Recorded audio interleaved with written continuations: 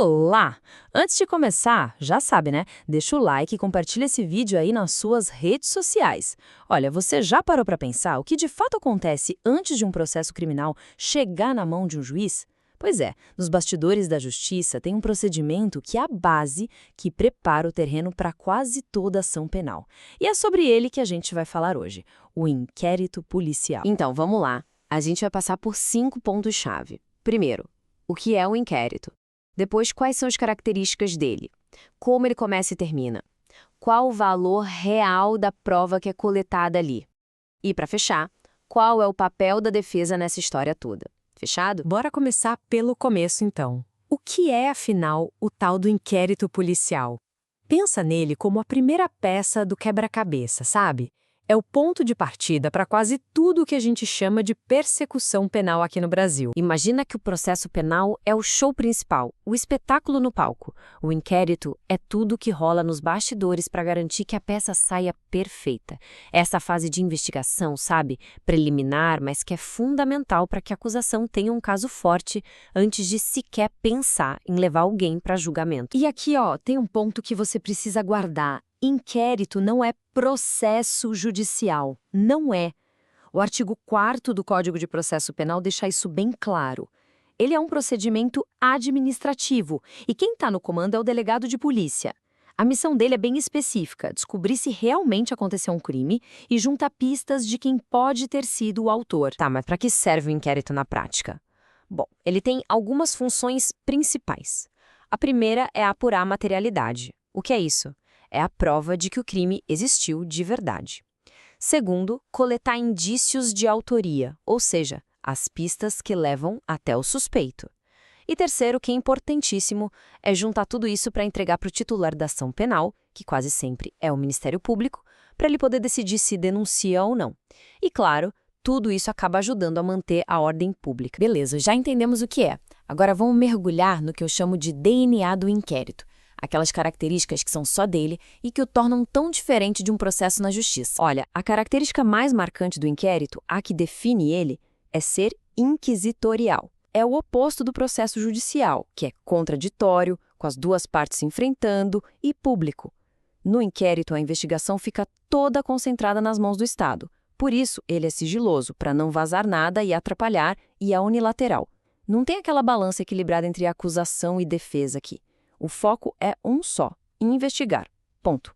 Não é hora de julgar ninguém. Mas não é só isso. O inquérito tem outras características importantes. Ele é escrito, ou seja, tudo vai para o papel. Ele é dispensável, isso mesmo, dispensável. Se o Ministério Público já tiver provas suficientes, ele pode pular o inquérito. Também é oficial, claro, porque é conduzido por um órgão do Estado. Ele é indisponível, quer dizer que o delegado, uma vez que começa, não pode simplesmente dizer «Ah, cansei, vou arquivar». E por último, ele é discricionário, o que dá ao delegado uma certa liberdade para conduzir a investigação do jeito que ele achar melhor. Olha, se esse conteúdo está te ajudando, aproveita para compartilhar com seus amigos ou nas suas redes sociais. Isso ajuda muito a fortalecer e desenvolver ainda mais o nosso canal. Ok, já vimos o que é o inquérito, como ele funciona, agora vamos entender o ciclo de vida dele.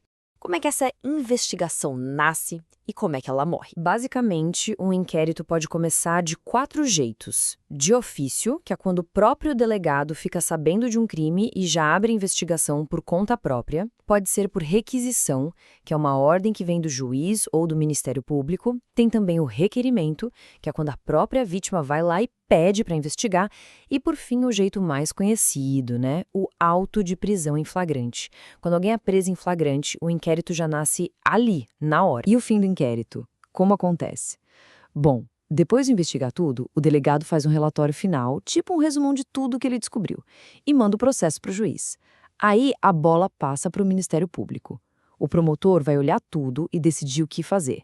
Ele tem 3 opções: oferecer a denúncia, se achar que tem base para isso, pedir mais investigações, se achar que faltou alguma coisa, ou pedir o arquivamento.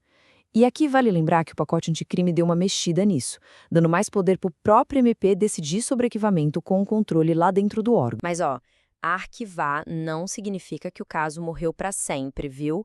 A súmula 524 do STF é bem clara sobre isso. Se o inquérito foi arquivado porque não tinha prova suficiente, ele pode sim ser reaberto. É só aparecer uma prova nova que a investigação pode voltar com tudo. Chegamos agora numa das dúvidas mais clássicas, principalmente para quem está na faculdade de Direito. Afinal, o que é coletado no inquérito vale como prova no processo? Então, essa é a grande virada de chave. O que se coleta no inquérito, tecnicamente, não se chama prova. O nome certo é elemento informativo. Por quê? Simples, porque não teve a presença da defesa ali. Não passou pelo filtro do contraditório. Para um juiz poder condenar alguém com base nisso, esses elementos precisam ser refeitos, confirmados lá na fase do processo judicial. É só aí que eles viram prova de verdade. Ah, mas como tudo no direito tem exceção. Existem 3 tipos de provas que são feitas no inquérito, mas que sobrevivem e já chegam no processo com força total. São as provas cautelares, aquelas feitas com urgência para não se perderem, tipo uma escuta telefônica. As provas não repetíveis, como o nome já diz, não dá para fazer de novo, como um exame de corpo de delito. E as provas antecipadas, que são produzidas já com a presença de um juiz por alguma necessidade muito urgente. Beleza, se o inquérito é todo focado no Estado, é sigiloso, quer dizer que o advogado do investigado fica de mãos atadas? Não tem direito a nada? Pelo contrário. Vamos ver agora qual é o papel da defesa nessa fase tão importante. A súmula vinculante 14 do Supremo é, assim, um divisor de águas. Ela garante que o advogado tem sim o direito de ver tudo que já foi documentado no inquérito. Aquele papo de sigilo não pode ser uma desculpa para esconder do advogado as provas que já estão lá, no processo. Isso é fundamental para o direito de defesa. Então, resumindo a ópera, o advogado não só pode, como deve ter uma atuação ativa. Ele pode acompanhar o cliente nos depoimentos, pode apresentar suas razões, fazer perguntas para a perícia, ter acesso ao processo, como a gente viu, e pode até pedir que o delegado faça algumas diligências. O delegado não é obrigado a fazer tudo o que a defesa pede, mas o pedido tem que ser feito e tem que ser analisado. E para a gente terminar, fica aqui uma provocação para a gente pensar junto.